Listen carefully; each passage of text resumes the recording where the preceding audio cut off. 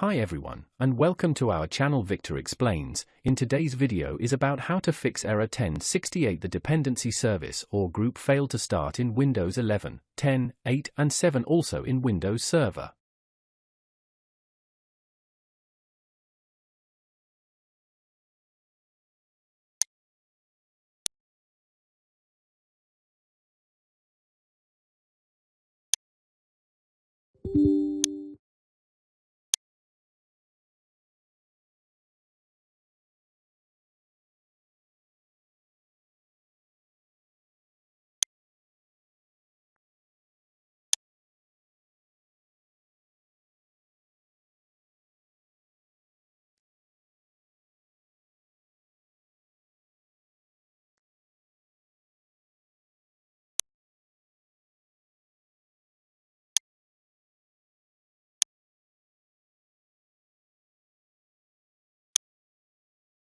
If you found this video helpful, please like to encourage us and subscribe to our channel. Leave comment and share it with others so they can benefit too.